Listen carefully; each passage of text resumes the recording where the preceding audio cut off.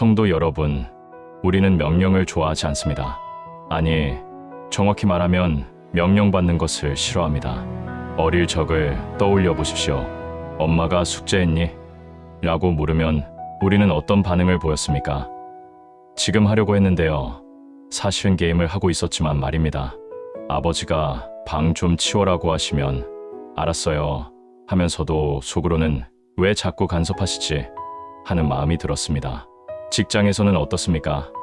상사가 이 보고서 내일까지 제출하세요 라고 지시하면 겉으로는 네 알겠습니다. 하지만 속으로는 불편한 감정이 올라옵니다. 왜 항상 급하게 시키는 거야? 나도 할 일이 많은데 왜 그럴까요? 명령은 우리의 자유를 제한하는 것처럼 느껴지기 때문입니다. 명령은 너는 내 마음대로 할 수 없어 라고 말하는 것 같습니다. 명령은 우리의 자율성을 침해하는 것처럼 보입니다.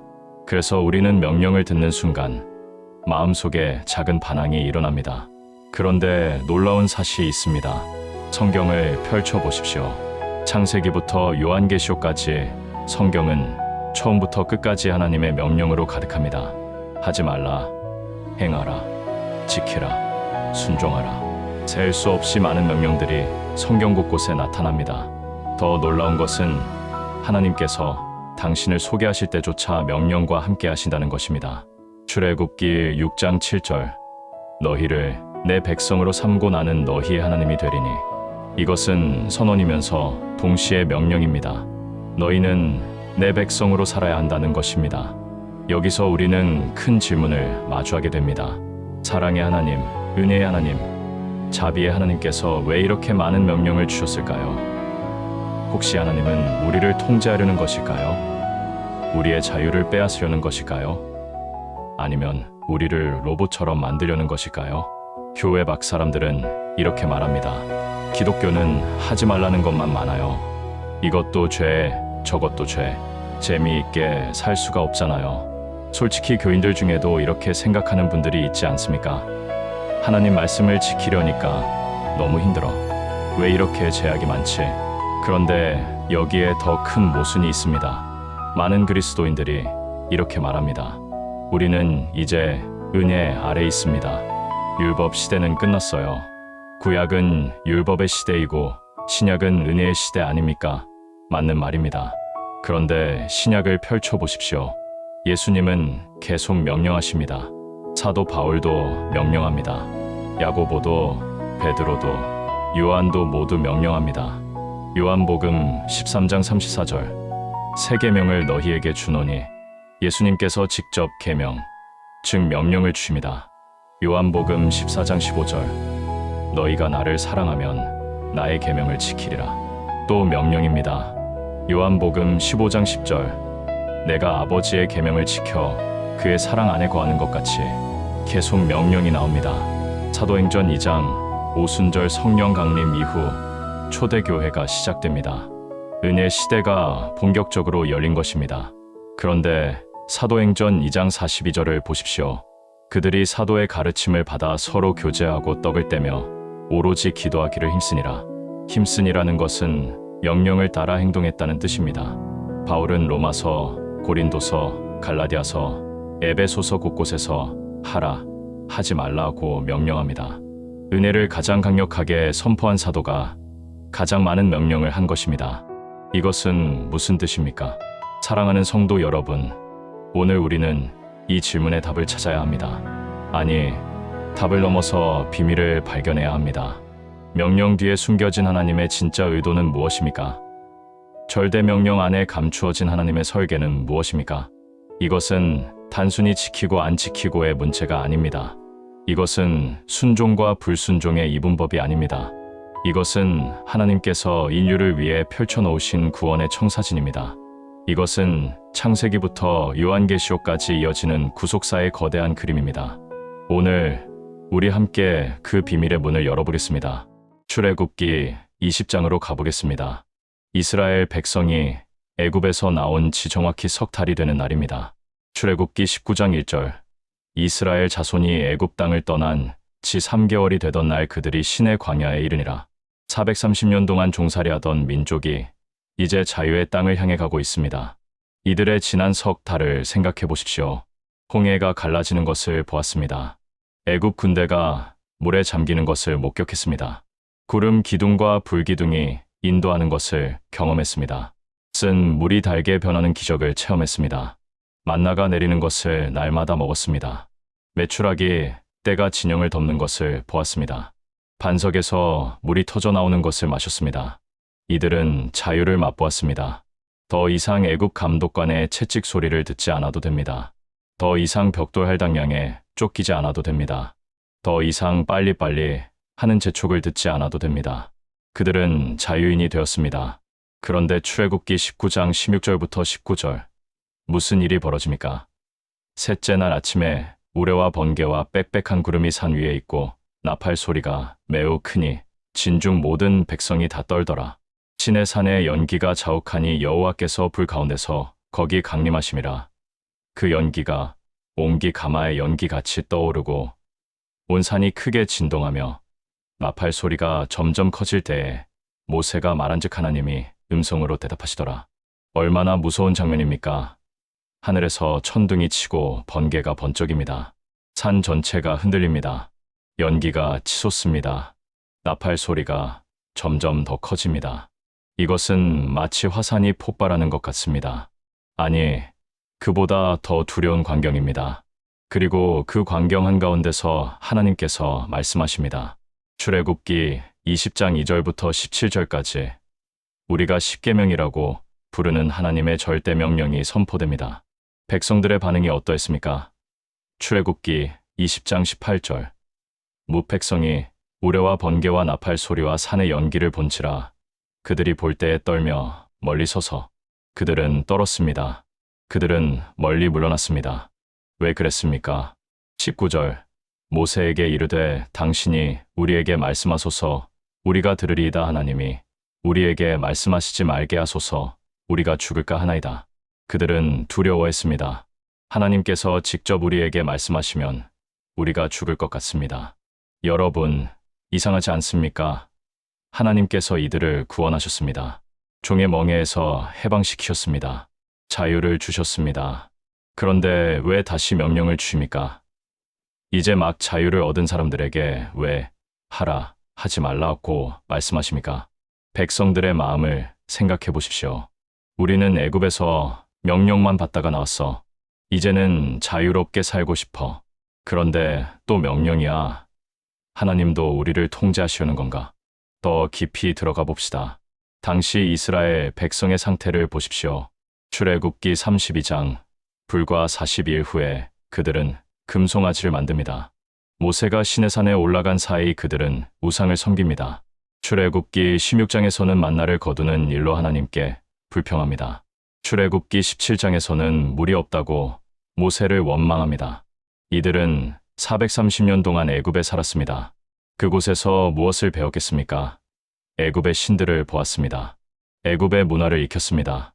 애굽의 가치관을 흡수했습니다.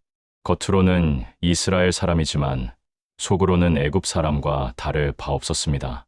그들에게는 정체성이 필요했습니다. 너희는 누구인가? 이 질문에 대한 답이 필요했습니다. 그들에게는 방향이 필요했습니다. 어떻게 살아야 하는가? 이 질문에 대한 답이 필요했습니다. 그들에게는 기준이 필요했습니다. 무엇이 옳고 그른가? 이 질문에 대한 답이 필요했습니다. 바로 이 지점에서 하나님께서 십계명을 주십니다. 이제 신약으로 넘어가 봅시다. 요한복음 13장입니다. 예수님께서 십자가를 지시기 바로 전날 밤입니다. 목요일 저녁 마지막 만찬의 자리입니다. 예수님은 제자들과 함께 식사하십니다. 그리고 놀라운 일을 하십니다. 요한복음 13장 4절과 5절. 저녁 잡수시던 중 예수께서 대야에 물을 떠서 제자들의 발을 씻으시고 선생님이 랍비가 주님이 제자들의 발을 씻습니다. 당시 문화에서 이것은 상상할 수 없는 일입니다. 발 씻는 것은 가장 낮은 종이 하는 일이었습니다. 그런데 예수님께서 직접 하십니다. 베드로가 놀라서 거절합니다. 요한복음 13장 8절. 베드로가 이르되 내 발을 절대로 씻지 못하시리다. 그러자 예수님께서 말씀하십니다. 내가 너를 씻지 아니하면 내가 나와 상관이 없느니라. 발을 다 씻기신 후 예수님께서 자리에 앉힙니다. 그리고 13장 34절 새로운 명령을 주십니다. 새 계명을 너희에게 주노니 서로 사랑하라. 내가 너희를 사랑한 것 같이 너희도 서로 사랑하라. 여러분, 이것은 율법 시대가 아닙니다. 은혜 시대가 시작되는 순간입니다. 십자가가 바로 내일입니다. 부활이 사흘 후입니다. 새 언약이 시작되는 시점입니다. 그런데 예수님은 새 계명을 주십니다. 명령을 주십니다. 왜 그럴까요? 제자들은 3년 동안 예수님과 함께 다녔습니다. 기적을 보았습니다. 말씀을 들었습니다. 그런데 여전히 서로 다투고 있었습니다. 누가 큰가 하고 논쟁했습니다. 누가 높은 자리에 앉을까 하고 경쟁했습니다. 그들에게도 필요한 것이 있었습니다. 정체성, 방향, 기준. 시내산 아래 이스라엘 백성과 똑같습니다. 도대체 명령이 무엇이기에 구약에서도 신약에서도 율법 시대에서도 은혜 시대에서도 반복되는 것일까요? 명령은 정말 우리를 속박하는 것일까요? 아니면 다른 의미가 숨어 있는 것일까요? 10계명을 하나하나 살펴봅시다. 출애굽기 20장 3절. 너는 나 외에는 다른 신들을 내게 두지 말라. 첫 번째 계명입니다. 이것은 명확합니다. 여호와 하나님만을 섬기라는 것입니다. 다른 신을 섬기지 말라는 것입니다. 당시 가나안 땅에는 수많은 신들이 있었습니다. 바알, 아세라, 몰렉, 다곤. 주변 민족들은 모두 이런 신들을 섬겼습니다. 하지만 이스라엘은 달라야 했습니다. 오직 여호와만 섬겨야 했습니다. 4절부터 6절.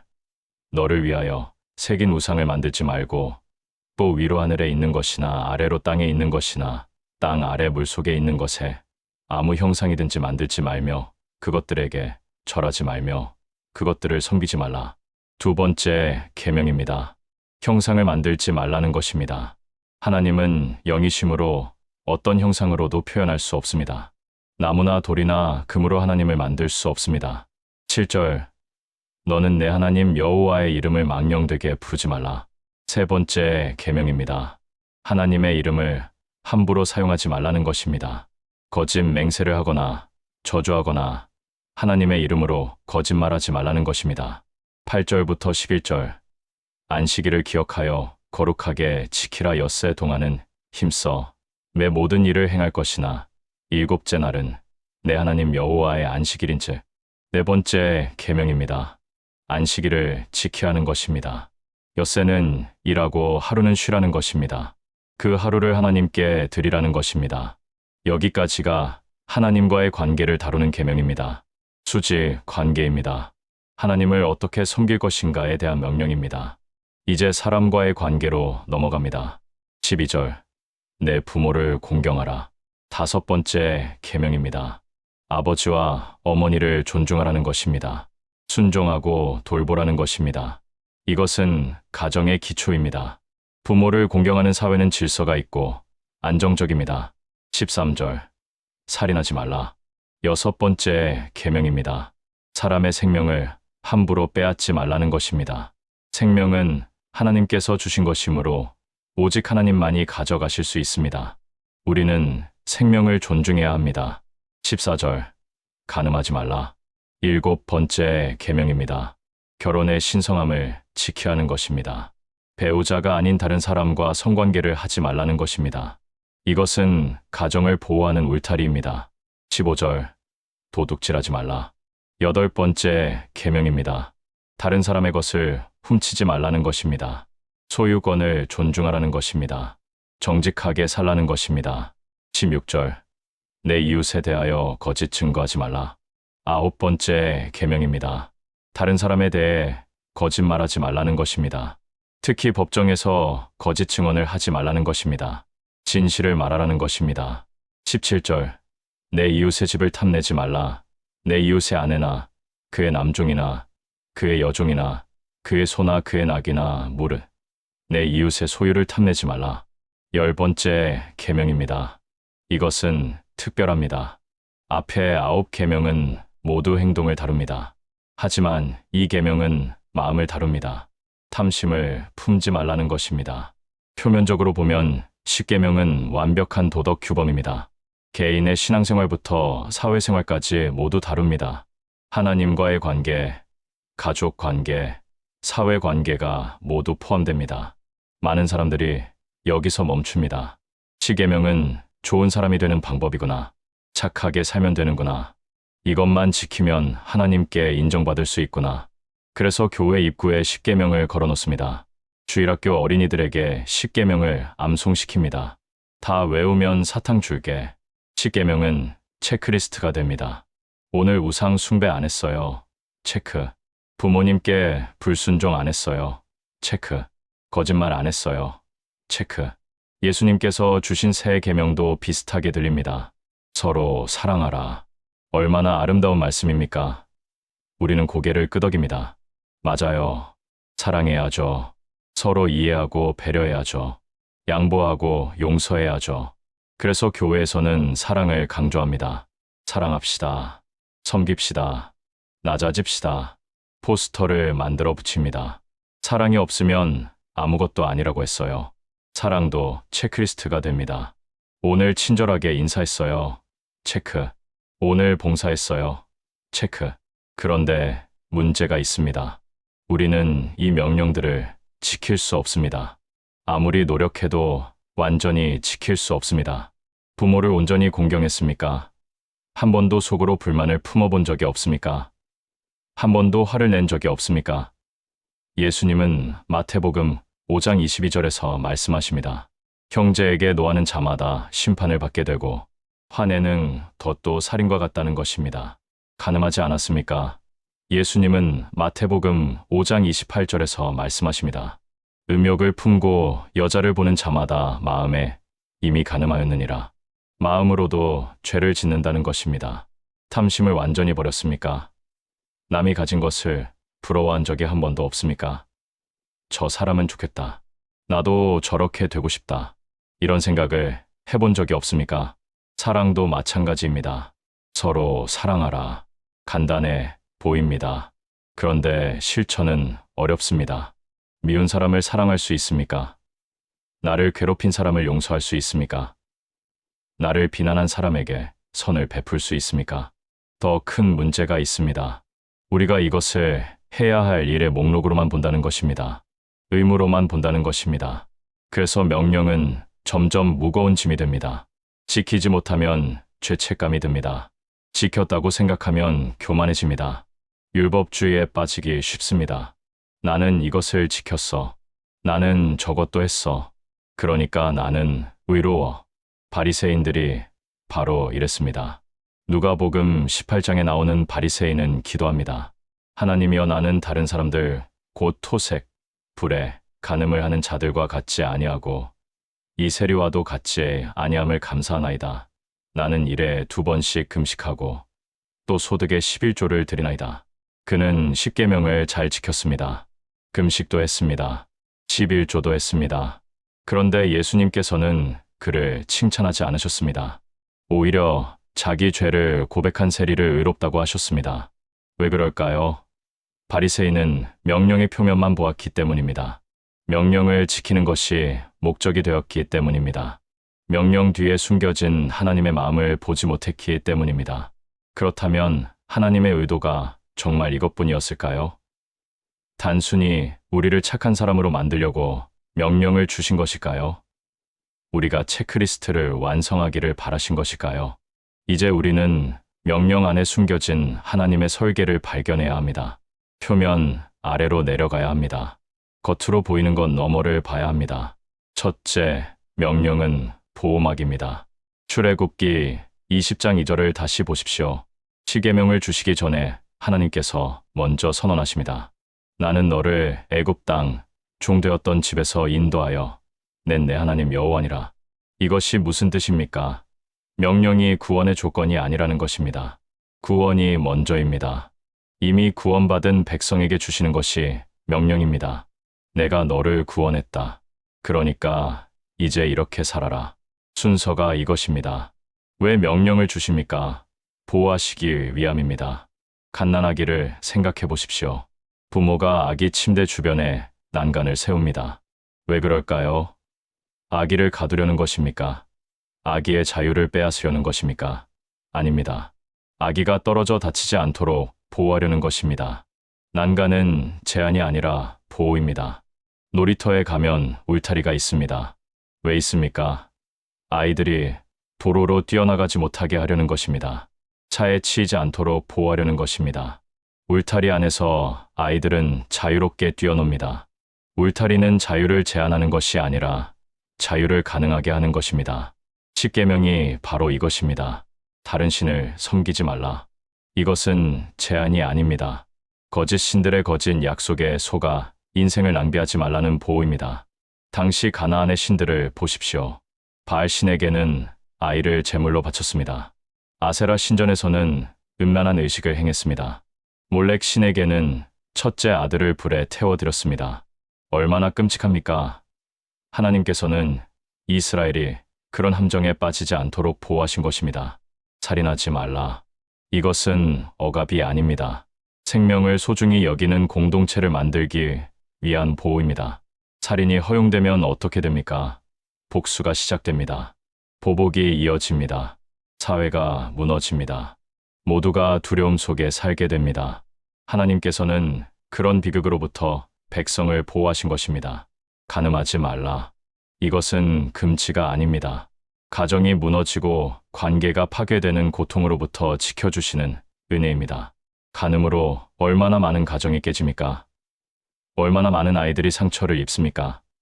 얼마나 많은 사람들이 평생 트라우마를 안고 삽니까?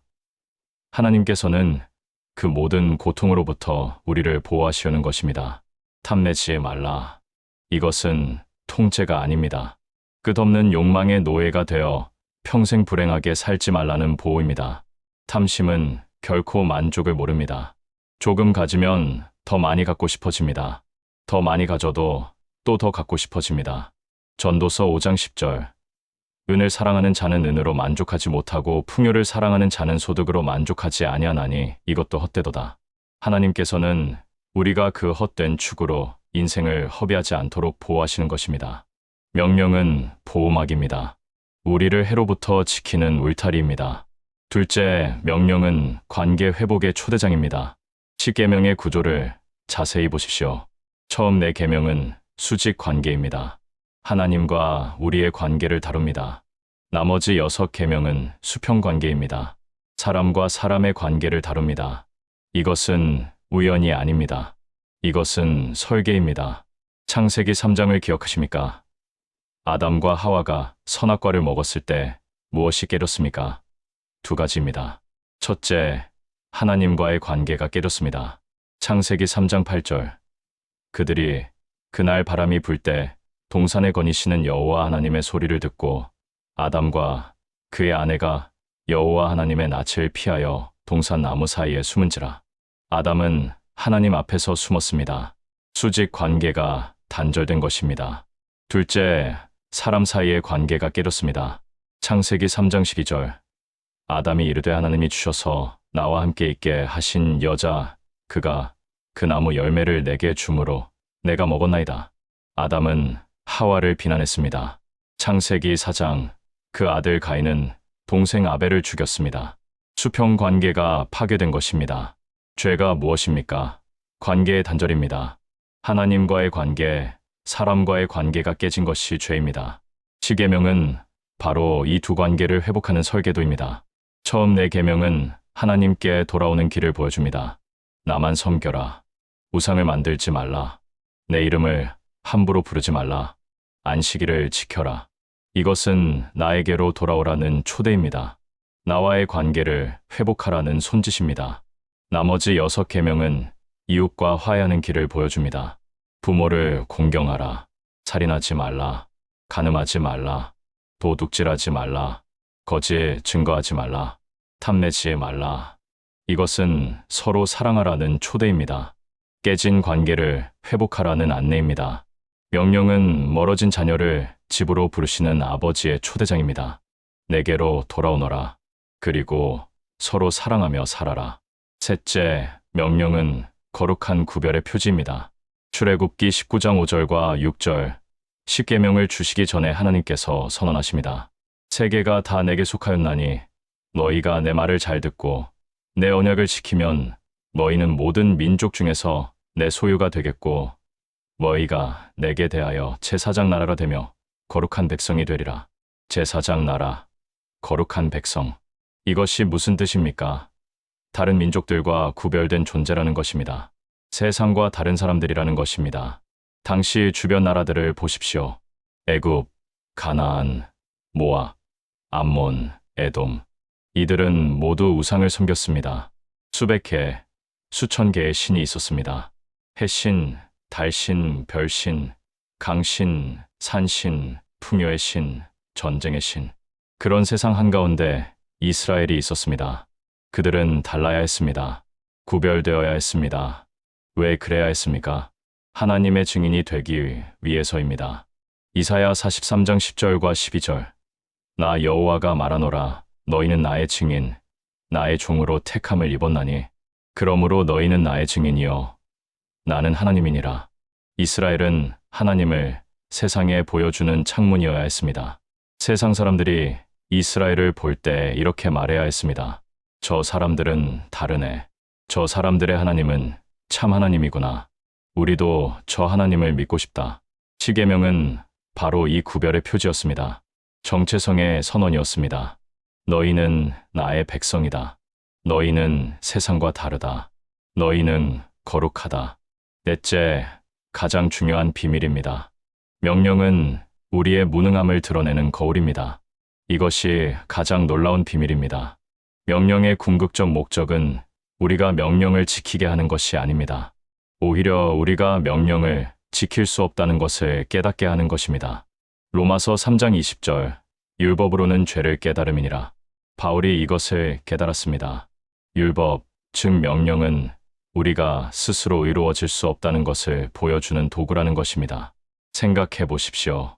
10계명 중 마지막 계명, 탐내지 말라. 이것은 특별합니다. 앞에 9계명은 모두 행동을 다룹니다. 하지 말라, 하라. 행동은 어느 정도 통제할 수 있습니다. 살인하지 않을 수 있습니다. 도둑질하지 않을 수 있습니다. 겉으로는 간음하지 않을 수 있습니다. 그런데 10번째 계명은 마음을 다룹니다. 탐심을 품지 말라는 것입니다. 이것은 불가능합니다. 아무리 노력해도 마음속 욕망을 완전히 제어할 수 없습니다. 바울이 로마서 7장에서 고백합니다. 7절, 율법이 없었더라면 내가 죄를 알지 못하였을 것이요 율법이 탐내지 말라 하지 아니하였더라면 내가 탐심을 알지 못하였으리라. 바울은 십계명을 보기 전까지 자신이 의롭다고 생각했습니다.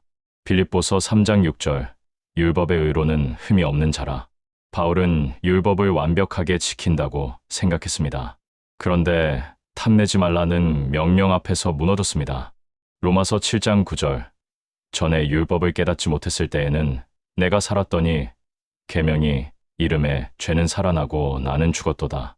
그는 깨달았습니다. 나는 할 수 없구나. 내 힘으로는 하나님의 명령을 지킬 수 없구나. 바로 이것입니다.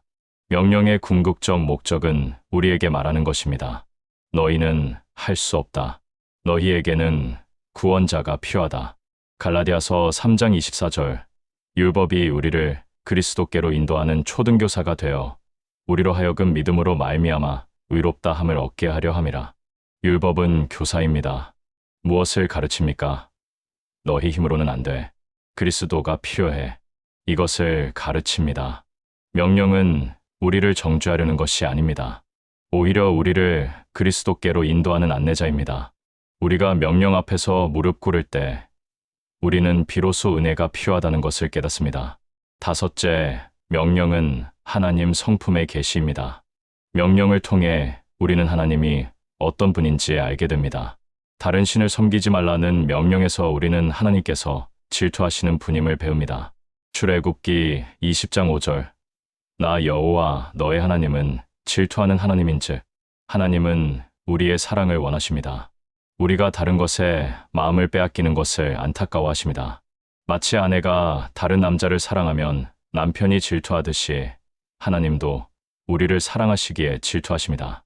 살인하지 말라는 명령에서 우리는 하나님께서 생명을, 얼마나 소중히 여기시는지 배웁니다. 창세기 1장 27절. 하나님이 자기 형상 곧 하나님의 형상대로 사람을 창조하시되 사람은 하나님의 형상입니다. 생명은 거룩합니다. 하나님은 생명의 하나님이십니다. 거짓 증거하지 말라는 명령에서 우리는 하나님께서 진리의 하나님이심을 배웁니다. 요한복음 14장 6절. 예수께서 이르시되 내가 곧 길이요 진리요 생명이니 하나님은 거짓이 없으신 분입니다. 민수기 23장 19절. 하나님은 사람이 아니시니 거짓말을 하지 않으시고 탐내지 말라는 명령에서 우리는 하나님께서 우리의 마음까지 보시는 분임을 배웁니다. 사무엘상 16장 7절. 여호와께서는 중심을 보느니라. 하나님은 겉모습이 아니라 마음을 보십니다. 명령은 하나님의 성품을 담고 있는 거울입니다. 명령을 통해 우리는 하나님이 거룩하시고 의로우시고 사랑하시고 진실하시고 공의로우신 분임을 알게 됩니다. 이제 우리는 성경 전체의 큰 그림을 봐야 합니다. 명령이 구속사 전체에서 어떤 위치에 있는지 이해해야 합니다. 시내산에서 주어진 십계명은 시작이었습니다. 하나님은 이것으로 만족하지 않으셨습니다. 출애굽기, 레위기, 민수기, 신명기를 통해 613개의 율법을 더 주셨습니다. 제사법이 있었습니다. 속죄제, 번제, 화목제, 소제, 속건제, 정결법이 있었습니다. 먹을 수 있는 것과 없는 것을 구분했습니다. 민사법이 있었습니다. 재산 분쟁, 상해 사건, 결혼 문제를 다뤘습니다. 이스라엘은 이 모든 것을 지키려 애썼습니다. 하지만 실패했습니다. 출애굽기 32장. 모세가 시내산에서 십계명을 받아 내려오는데 백성들은 아래에서 금송아지를 만들어 섬기고 있었습니다. 불과 40일 만입니다. 첫 번째 계명, 나 외에 다른 신을 섬기지 말라를 벌써 어긴 것입니다. 사사기 시대를 보십시오. 사사기 2장 10절부터 13절. 그들의 뒤를 이어 일어난 다른 세대는 그 조상들의 하나님 여호와를 버리고 다른 신 곧 그들의 주위에 있는 백성의 신들을 따라 그들에게 절하여 여호와를 진노하시게 하였으되 곧 그들이 여호와를 버리고 바알과 아스타롯을 섬겼으므로 반복적으로 우상을 섬겼습니다. 왕국 시대는 어떻습니까? 사울은 교만했습니다. 다윗은 간음했습니다. 솔로몬은 우상을 섬겼습니다. 북이스라엘의 왕들은 대부분 악했습니다. 남유다도 크게 다르지 않았습니다. 선지자들이 일어나 외쳤습니다. 이사야, 예레미야, 에스겔, 호세아, 아모스, 미가, 돌아오라, 회개하라, 하나님의 명령을 지키라. 하지만 백성들은 듣지 않았습니다. 결국 심판이 왔습니다. 북이스라엘은 기원전 722년에 아수르에게 멸망당했습니다.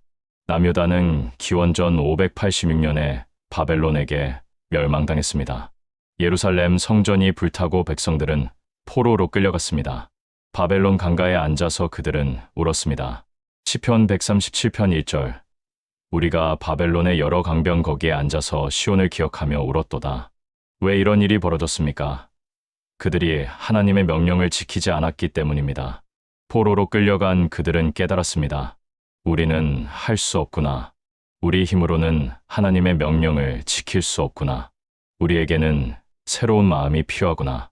바로 그때 하나님께서 새로운 약속을 주셨습니다. 예레미야 31장 31절부터 33절. 여호와의 말씀이니라. 보라 날이 이르리니 내가 이스라엘 집과 유다 집에 새 언약을 맺으리라. 이 언약은 내가 그들의 조상들의 손을 잡고 애굽 땅에서 인도하여 내던 날에 맺은 것과 같이 아니할 것은 내가 그들의 남편이 되었어도 그들이 내 언약을 깨뜨렸음이라.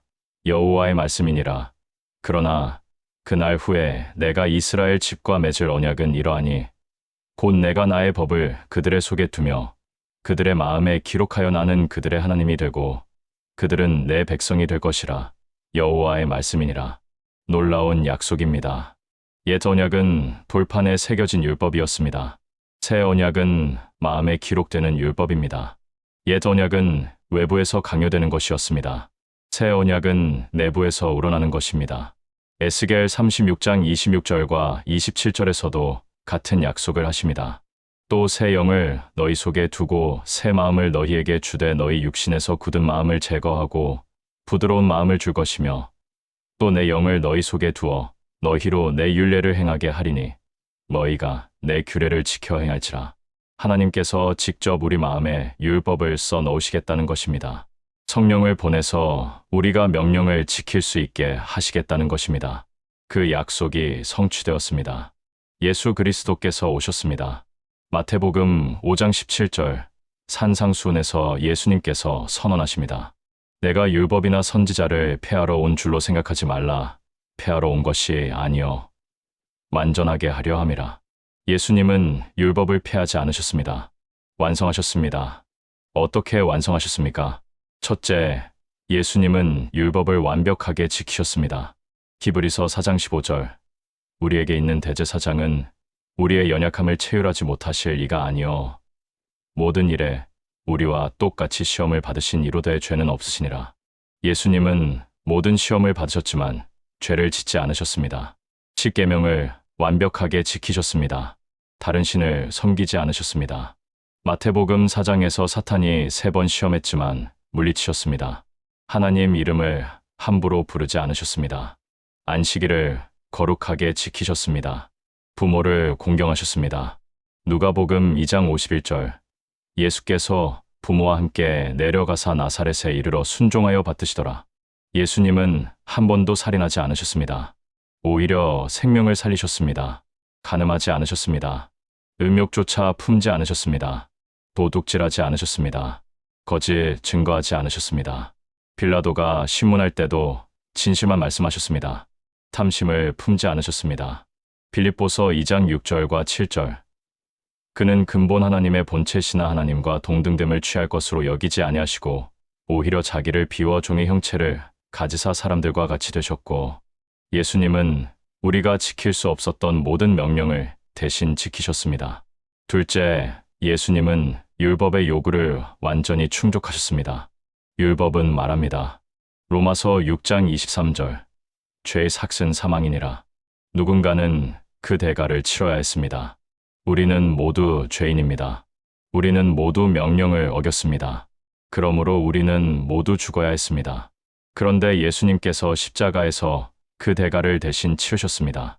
고린도후서 5장 21절 하나님이 죄를 알지도 못하신 이를 우리를 대신하여 죄로 삼으신 것은 우리로 하여금 그 안에서 하나님의 의가 되게 하려 하심이라. 죄 없으신 예수님이 우리 죄를 짊어지시고 십자가에서 죽으셨습니다. 율법은 만족했습니다. 의의 요구가 충족되었습니다. 로마서 8장 3절과 4절 율법이 육신으로 말미암아 연약하여 할 수 없는 그것을 하나님은 하시나니 곧 죄로 말미암아 자기 아들을 죄 있는 육신의 모양으로 보내어 육신의 죄를 정하사 육신을 따르지 않고 그 영을 따라 행하는 우리에게 율법의 요구가 이루어지게 하려 하심이니라. 셋째, 예수님은 율법의 본질을 드러내셨습니다. 어느 날 율법사가 예수님께 질문했습니다. 마태복음 22장 36절 선생님 율법 중에서 어느 계명이 크니까? 예수님께서 대답하셨습니다. 37절부터 40절 예수께서 이르시되 내 마음을 다하고 목숨을 다하고 뜻을 다하여 주 너의 하나님을 사랑하라 하셨으니 이것이 크고 첫째 되는 계명이요 둘째도 그와 같으니 내 이웃을 내 자신같이 사랑하라 하셨으니 이 두 계명이 온 율법과 선지자의 강령이니라. 모든 율법의 핵심은 사랑이었습니다. 십계명도 결국 사랑입니다. 하나님을 사랑하고 이웃을 사랑하라는 것입니다. 예수님은 이것을 완벽하게 보여주셨습니다. 요한복음 13장 1절 유월절 전에 예수께서 자기가 세상을 떠나 아버지께로 돌아가실 때가 이른 줄 아시고 세상에 있는 자기 사람들을 사랑하시되 끝까지 사랑하시니라. 그리고 요한복음 13장 34절 예수님께서 새 계명을 주셨습니다. 새 계명을 너희에게 주노니 서로 사랑하라. 내가 너희를 사랑한 것 같이 너희도 서로 사랑하라. 이것은 십계명의 완성이자 새로운 시작이었습니다. 율법 시대에는 하라, 하지 말라는 명령이었습니다. 은혜 시대에는 내가 너희를 사랑했으니 너희도 사랑하라는 초대로 바뀌었습니다. 순서가 바뀐 것입니다. 옛날에는 지켜야 사랑받는다였습니다. 지금은 사랑받았으니 지킨다입니다. 옛날에는 의무였습니다. 지금은 응답입니다. 옛날에는 노예의 순종이었습니다. 지금은 자녀의 순종입니다. 로마서 13장 8절부터 10절. 피차 사랑의 비례에는 아무에게든지 아무 빚도 지지 말라. 남을 사랑하는 자는 율법을 다 이루었느니라. 간음하지 말라, 살인하지 말라, 도둑질하지 말라, 탐내지 말라 한 것과 그 외에 다른 계명이 있을지라도 내 이웃을 내 자신과 같이 사랑하라 하신 그 말씀 가운데 다 들었느니라. 사랑은 이웃에게 악을 행하지 아니하나니 그러므로 사랑은 율법의 완성이니라. 사랑으로 율법이 완성된다는 것입니다. 사랑하면 자연스럽게 십계명을 지키게 된다는 것입니다. 배우자를 진정으로 사랑하면 간음하지 않습니다. 이웃을 진정으로 사랑하면 도둑질하지 않습니다. 하나님을 진정으로 사랑하면 다른 신을 섬기지 않습니다. 오순절에 성령이 오셨습니다. 사도행전 2장. 예레미야와 에스겔이 예언한 그 약속이 성취되었습니다. 이제 율법은 돌판이 아니라 우리 마음에 기록됩니다. 고린도후서 3장 3절. 너희는 우리로 말미암아 나타난 그리스도의 편지니 이는 먹으로 쓴 것이 아니요 오직 살아 계신 하나님의 영으로 쓴 것이며 또 돌판에 쓴 것이 아니요 오직 육의 마음판에 쓴 것이라. 성령께서 우리 안에 계시면서 하나님의 뜻대로 살도록 도우십니다. 로마서 8장 4절. 육신을 따르지 않고 그 영을 따라 행하는 우리에게 율법의 요구가 이루어지게 하려 하심이니라. 이제 우리는 율법 아래 있지 않습니다. 은혜 아래 있습니다. 로마서 6장 14절. 죄가 너희를 주장하지 못하리니 이는 너희가 법 아래에 있지 아니하고 은혜 아래에 있음이라. 그렇다면 오늘 우리에게 하나님의 명령은 무엇을 의미합니까? 우리는 어떻게 명령을 이해해야 합니까? 첫째, 명령은 여전히 유효하지만 그 의미가 달라졌습니다. 우리는 율법 아래 있지 않고 은혜 아래 있습니다. 하지만 이것은 명령을 무시해도 된다는 뜻이 아닙니다. 오히려 명령을 대하는 우리의 자세가 완전히 바뀌었다는 뜻입니다. 율법 시대에는 지켜야 구원받는다였습니다. 은혜 시대에는 구원받았으니까 지킨다입니다. 순서가 바뀌었습니다. 이것은 엄청난 차이입니다. 옛날에는 명령이 정죄였습니다. 너는 이것도 못 지켰구나. 너는 실패자다. 너는 하나님께 버림받을 것이다. 하지만 지금은 명령이 초대입니다. 너는 이미 내 자녀다. 너는 이미 구원받았다. 이제 자녀답게 살아보지 않겠니? 마치 입양된 아이와 같습니다. 아이가 부모에게 순종하는 이유가 무엇입니까? 순종해야 입양되는 것이 아닙니다. 이미 입양되었기 때문에 순종하는 것입니다. 부모를 기쁘게 하고 싶기 때문입니다. 사랑에 대한 응답이기 때문입니다. 우리도 마찬가지입니다. 하나님의 명령을 지키는 이유가 무엇입니까? 지켜야 구원받는 것이 아닙니다. 이미 구원받았기 때문입니다. 하나님을 사랑하기 때문입니다. 감사하기 때문입니다. 둘째, 명령은 자유의 증거가 되었습니다. 역설적으로 들리지만 진실입니다. 야고보서 1장 25절. 자유롭게 하는 온전한 율법을 들여다보고 있는 자는 듣고 잊어버리는 자가 아니요 실천하는 자니 이 사람은 그 행하는 일에 복을 받으리라. 율법이 어떻게 자유롭게 합니까? 죄의 노예였던 우리가 그리스도로 말미암아 자유케 되었습니다. 요한복음 8장 36절. 아들이 너희를 자유롭게 하면 너희가 참으로 자유로우리라. 이제 우리는 죄를 짓지 않을 자유를 얻었습니다. 옛날에는 탐심의 노예였습니다. 더 많이 가지고 싶은 욕망을 멈출 수 없었습니다. 하지만 이제는 만족할 수 있는 자유가 있습니다. 빌립보서 4장 11절과 12절. 내가 궁핍함으로 말하는 것이 아니니라. 어떠한 형편에든지 나는 자족하기를 배웠노니 나는 비천에 처할 줄도 알고 풍부에 처할 줄도 알아. 모든 일, 곧 배부름과 배고픔과 풍부와 궁핍에도 처할 줄 아는 일체의 비결을 배웠노라. 옛날에는 미움의 포로였습니다. 나를 해한 사람을 용서할 수 없었습니다. 하지만 이제는 용서할 수 있는 자유가 있습니다. 에베소서 4장 32절. 서로 친절하게 하며 불쌍히 여기며 서로 용서하기를 하나님이 그리스도 안에서 너희를 용서하심과 같이 하라. 옛날에는 두려움의 종이었습니다. 하나님께 버림받으면 어떡하지? 실수하면 어떡하지? 하지만 이제는 담대함의 자유가 있습니다. 로마서 8장 15절. 너희는 다시 무서워하는 종의 영을 받지 아니하고 양자의 영을 받았으므로 우리가 아빠 아버지라고 부르짖느니라. 명령은 그 자유를 누리는 방법을 알려줍니다. 이렇게 살 수 있어. 너는 이제 다른 사람이야. 너는 더 이상 죄의 노예가 아니야. 셋째, 명령은 하나님의 성품을 배우는 교과서입니다. 레위기 19장 2절. 너희는 거룩하라 이는 나 여호와 너희 하나님이 거룩함이니라. 명령을 통해 우리는 하나님이 어떤 분인지 배웁니다. 부모를 공경하라는 명령에서 우리는 하나님께서 관계를 얼마나 중요하게 여기시는지 배웁니다. 가정은 하나님께서 만드신 첫 번째 공동체입니다. 부모 자식 관계는 하나님과 우리의 관계를 반영합니다. 도둑질하지 말라는 명령에서 우리는 하나님께서 정직을 얼마나 사랑하시는지 배웁니다. 잠언 11장 1절. 속이는 저울은 여호와께서 미워하시나 온전한 추는 그가 기뻐하시니라. 안식일을 지키라는 명령에서 우리는 하나님께서 우리가 쉬기를 원하신다는 것을 배웁니다. 하나님은 우리를 기계처럼 일만 하라고 만들지 않으셨습니다. 우리에게 안식이 필요하다는 것을 아십니다.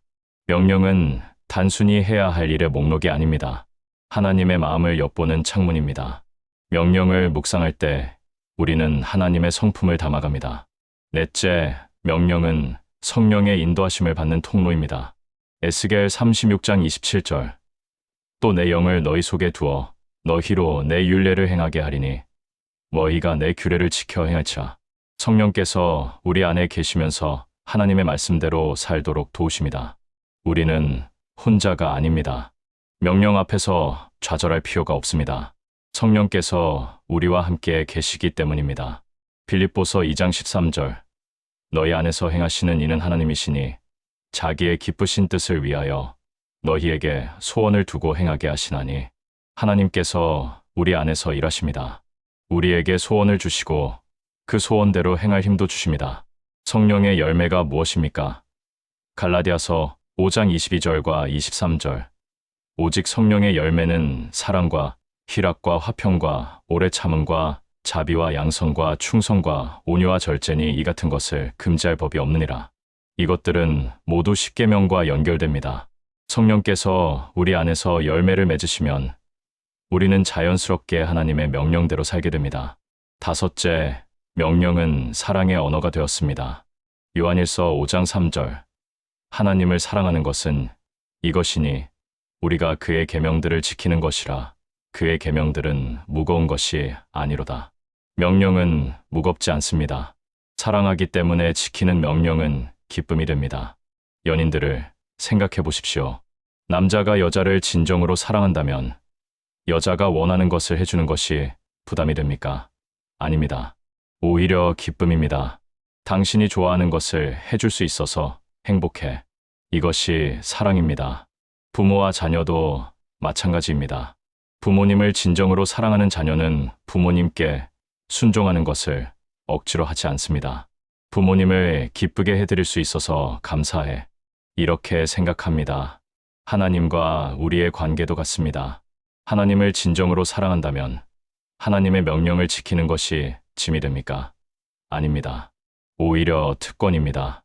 하나님을 기쁘시게 할 수 있어서 감사해. 명령은 사랑의 언어입니다. 하나님께서 우리에게 주신 사랑의 편지이고 우리가 하나님께 드리는 사랑의 응답입니다. 이제 구체적으로 우리의 삶으로 들어가야 합니다. 머리로만 아는 것이 아니라 삶으로 실천해야 합니다.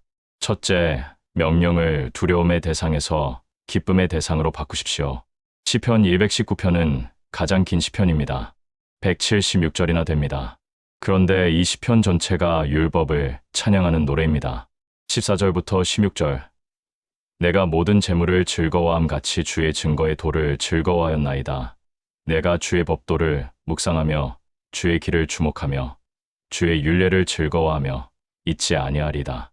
다윗은 율법을 즐거워했습니다. 왜 그랬을까요? 율법 안에서 하나님의 사랑을 발견했기 때문입니다. 여러분, 오늘부터 하나님의 말씀을 읽을 때 이렇게 물어보십시오. 이 명령 뒤에 숨겨진 하나님의 사랑은 무엇입니까?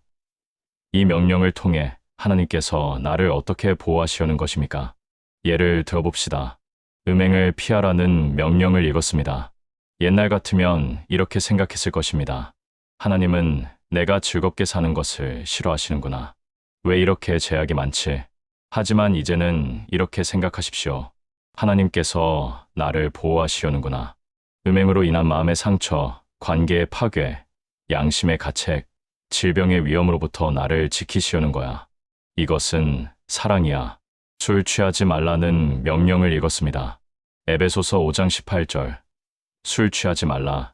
이는 방탕한 것이니 오직 성령으로 충만함을 받으라. 옛날 같으면 하나님은 재미를 주지 않으시는구나 라고 생각했을 것입니다. 하지만 이제는 이렇게 생각하십시오. 하나님께서 내 건강을 생각하시는구나. 술 취해서 실수하고 후회하는 일이 없도록, 중독되어 인생을 망치지 않도록, 가족에게 상처 주지 않도록 보호하시는 거야.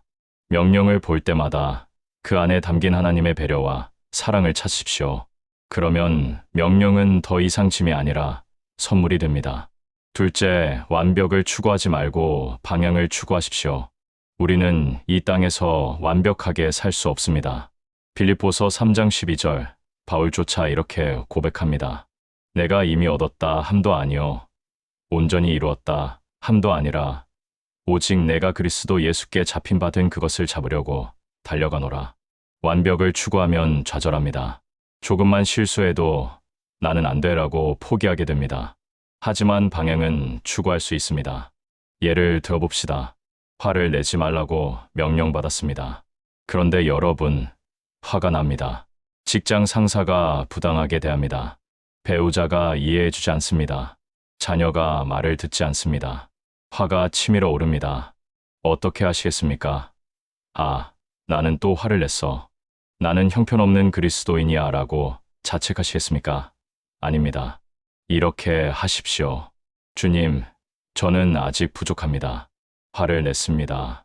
하지만 예전보다는 나아지고 싶습니다. 예전에는 하루에 10번 화를 냈다면 이제는 5번만 내고 싶습니다. 내년에는 1번만 내고 싶습니다. 도와주세요. 하나님은 우리의 완벽을 요구하지 않으십니다. 우리의 진심을 원하십니다. 넘어져도 괜찮습니다. 다시 일어나면 됩니다. 방향이 주님을 향하고 있다면 우리는 올바른 길을 가고 있는 것입니다.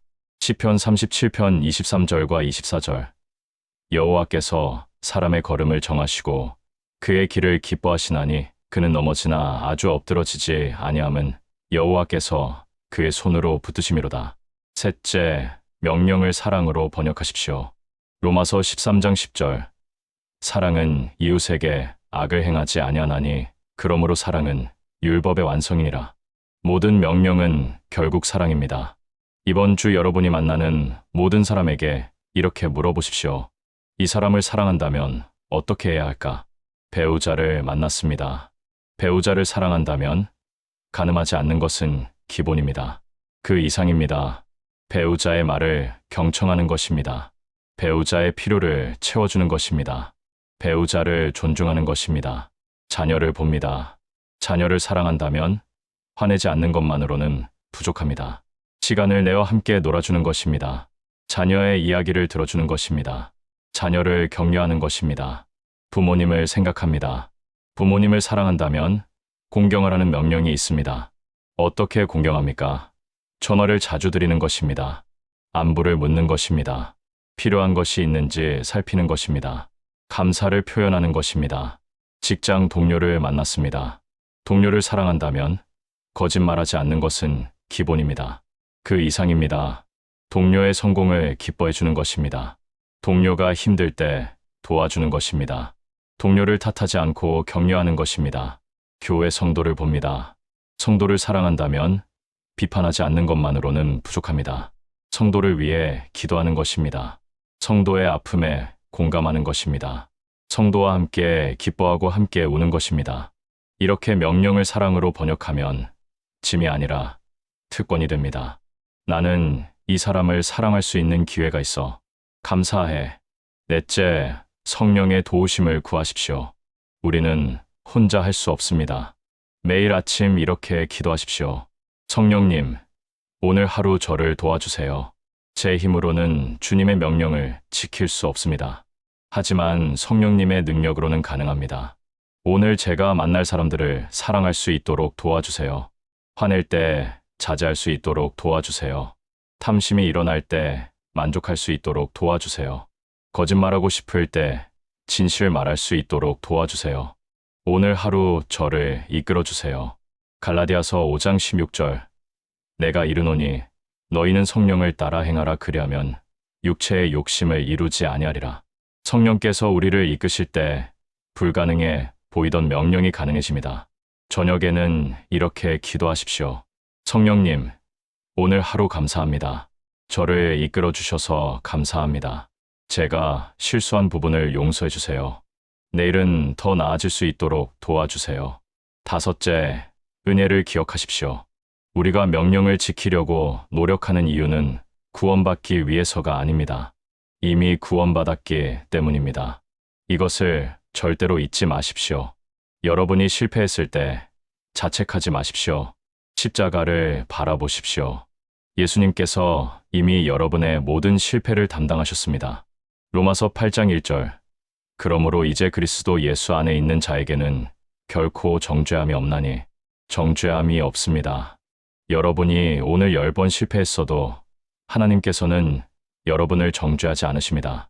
로마서 8장 38절과 39절. 내가 확신하노니 사망이나 생명이나 천사들이나 권세자들이나 현재 일이나 장래 일이나 능력이나 높음이나 깊음이나 다른 어떤 피조물이라도 우리를 우리 주 그리스도 예수 안에 있는 하나님의 사랑에서 끊을 수 없으리라. 여러분을 하나님의 사랑에서 끊을 수 있는 것은 아무것도 없습니다. 여러분의 실패도, 여러분의 연약함도, 여러분의 죄도 하나님의 사랑을 막을 수 없습니다. 명령을 지키지 못했다고 해서 하나님께서 여러분을 버리지 않으십니다. 오히려 더욱 품어주십니다.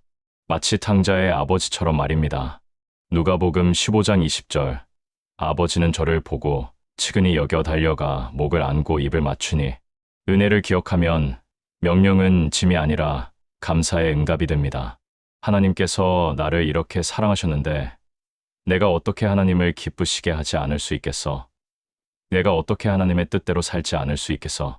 6째, 작은 것부터 시작하십시오. 모든 것을 한꺼번에 바꾸려고 하지 마십시오. 하나씩 하나씩 시작하십시오. 이번 주에는 이것 하나만 실천해 보십시오. 배우자에게 감사를 표현하기. 매일 저녁 배우자에게 말하십시오.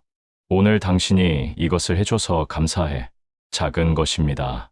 하지만 이것이 간음하지 말라는 명령을 사랑으로 번역하는 것입니다. 다음 주에는 이것을 해보십시오. 부모님께 전화하기. 일주일에 한 번 부모님께 전화를 드리십시오. 어머니, 잘 지내세요? 필요한 것 없으세요? 작은 것입니다. 하지만 이것이 부모를 공경하라는 명령을 실천하는 것입니다. 그 다음 주에는 이것을 해보십시오. 동료를 격려하기. 직장에서 동료가 일을 잘했을 때 수고했어요. 잘했어요. 라고 말해 주십시오. 작은 것입니다. 하지만 이것이 서로 사랑하라는 명령을 구체화하는 것입니다. 작은 승리들이 쌓이면 큰 변화가 옵니다. 하루에 1%씩만 나아져도 1년 후에는 37배 나아집니다. 포기하지 마십시오. 작은 것부터 시작하십시오. 사랑하는 성도 여러분, 오늘 우리는 놀라운 비밀을 발견했습니다. 하나님의 명령은 우리를 속박하는 사슬이 아니었습니다. 우리를 자유케 하는 날개였습니다. 우리를 정죄하는 재판관이 아니었습니다. 우리를 보호하는 울타리였습니다. 우리에게서 무언가를 빼앗으려는 것이 아니었습니다. 우리에게 참된 삶을 주시려는 하나님의 사랑이었습니다.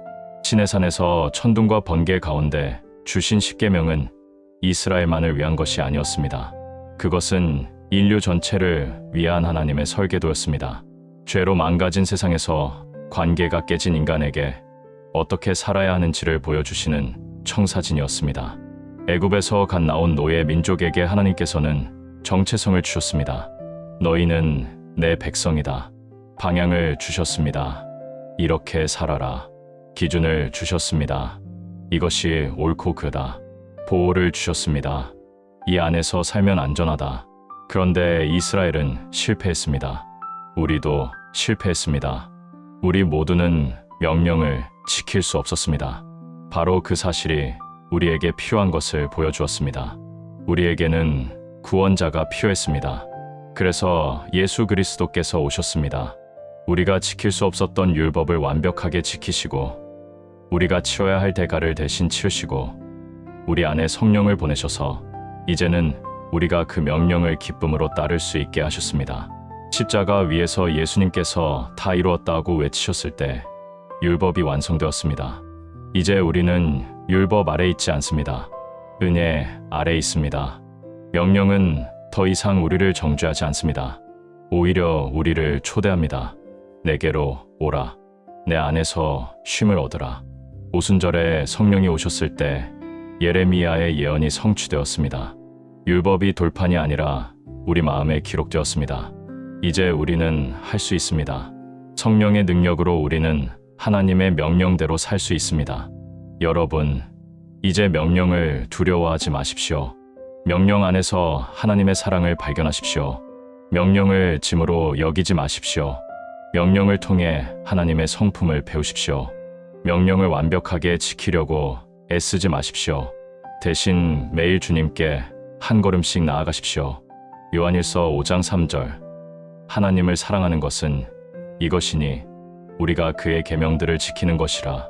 그의 계명들은 무거운 것이 아니로다. 그렇습니다. 주님의 명령은 무겁지 않습니다. 사랑하기 때문에 지키는 명령은 기쁨이 됩니다. 사랑하는 사람을 위해 무언가를 하는 것이 부담입니까? 아닙니다. 오히려 즐거움입니다. 부모가 자녀를 위해 밤새 간호하는 것이 고통입니까? 아닙니다. 사랑이기 때문에 기쁨입니다. 남편이 아내를 위해 수고하는 것이 억지입니까? 아닙니다. 사랑이기 때문에 감사입니다. 하나님과 우리의 관계도 같습니다. 하나님을 사랑한다면 하나님의 명령을 지키는 것이 무거운 짐이 됩니까? 아닙니다. 오히려 특권이 됩니다. 하나님을 기쁘시게 할 수 있어서 감사합니다. 하나님의 뜻대로 살 수 있어서 영광입니다. 이번 한 주간 여러분의 삶 속에서 하나님의 명령을 새롭게 발견하시기 바랍니다. 아침에 일어날 때 오늘 하루 주님의 뜻대로 살게 해주세요 라고 기도하십시오. 사람을 만날 때 이 사람을 어떻게 사랑할까? 라고 물으십시오. 유혹이 올 때 성령님 도와주세요 라고 외치십시오. 실패했을 때 하나님의 은혜가 나를 덮습니다 라고 고백하십시오. 그리고 그 명령을 따라 살아갈 때 여러분의 삶이 얼마나 아름답게 변화되는지 체험하시기 바랍니다. 명령은 삶을 제한하는 것이 아니라 풍성하게 하는 것입니다. 명령은 기쁨을 빼앗는 것이 아니라 참된 기쁨으로 인도하는 것입니다. 하나님께서는 여러분을 사랑하십니다. 그 사랑이 명령이라는 옷을 입고 여러분께 임했습니다. 그 사랑을 받으시고 그 사랑 안에서 자유롭게 사십시오. 시편 19편 7절과 8절 다윗의 고백을 우리도 고백합시다. 여호와의 율법은 완전하여 영혼을 소생시키며 여호와의 증거는 확실하여 우둔한 자를 지혜롭게 하며 여호와의 교훈은 정직하여 마음을 기쁘게 하고 여호와의 계명은 순결하여 눈을 밝게 하시도다. 절대 명령 안에는 절대 사랑이 숨겨져 있습니다. 절대 보호가 숨겨져 있습니다. 절대 자유가 숨겨져 있습니다. 절대 기쁨이 숨겨져 있습니다. 그 비밀을 발견한 우리는 이제 세상을 향해 나아갑니다. 우리도 사랑으로 살겠다고 결단하며 나아갑니다. 우리도 거룩하게 살겠다고 다짐하며 나아갑니다. 우리도 하나님의 명령을 기쁨으로 받아들이며 나아갑니다. 세상은 우리를 볼 것입니다. 저 사람들은 다르네. 저 사람들은 특별하네. 저 사람들의 하나님은 참 하나님이구나. 그래서 우리를 통해 하나님께 영광이 돌려질 것입니다.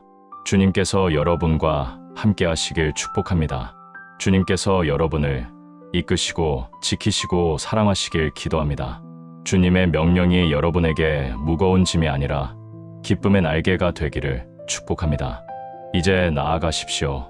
사랑으로 나아가십시오. 기쁨으로 나아가십시오. 소망으로 나아가십시오. 하나님의 명령을 가슴에 품고 성령의 능력으로 은혜의 확신 가운데 나아가십시오. 아멘.